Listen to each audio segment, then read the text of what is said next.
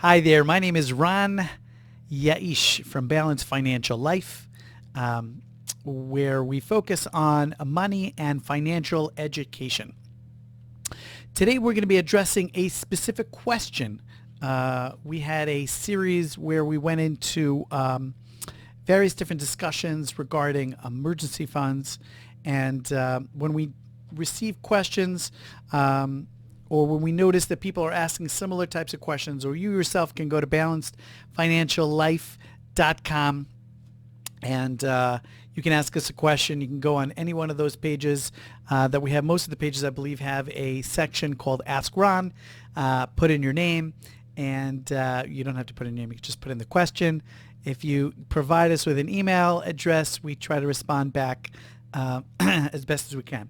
But when we get these types of questions or we notice patterns, we try to address it in a very specific way. So we got two types of questions regarding emergency funds. I believe the answer is so similar, I'm going to put them together.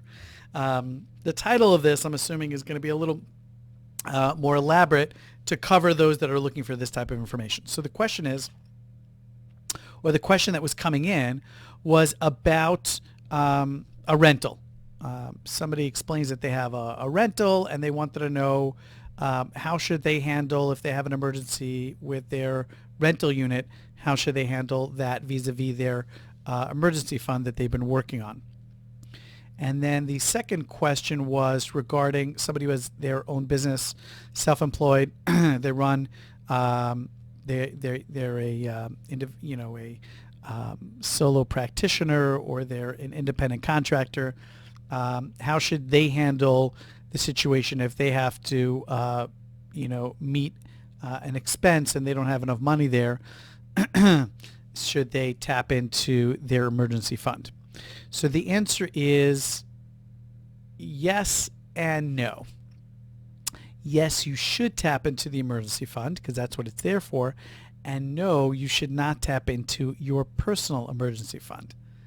Oh, okay, that was a little confusing. In other words, what I have seen as best practice, and I've seen people do this and it works wonders, is essentially, let's address the first one, right? So whether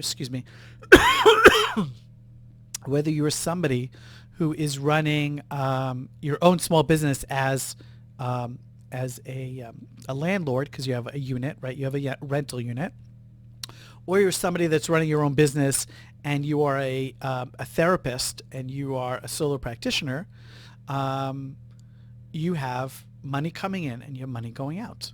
So from the money that is coming in, you should be setting some money aside, just like you do for utilities, for your cell phone, for tax planning. You should set money aside for your emergency fund. And more specifically, I would actually set money aside in both the rental unit example and in the small business example. I would set money aside there well before I use any of that money to set money aside for retirement. Again, depending on the situation, always important to put out a disclosure that the information shared here by us is meant for educational purposes only. Before taking any action regarding finances or taxes, please seek the guidance of a professional. But having said that, what I've seen people do is, for example, it could be a little bit tricky, right? So the discussion with your financial planner or your tax planner, whether you are 55 and you may not have enough in savings and you're doing this self-employed work really as a side hustle to build up your savings, vis-a-vis somebody who's in their 20s and 30s who has a lot of time to really set aside money for retirement, the conversation may be different. You may be cutting the pie in one situation, or you may be dumping everything into the emergency fund. Best practice is to put money into the emergency fund. So that with the rental unit, I don't know what the turnaround time is in that area or for that type of property, which you could seek the guidance from a local realtor who does these types of things. Excuse me, I'm so sorry for clearing my throat.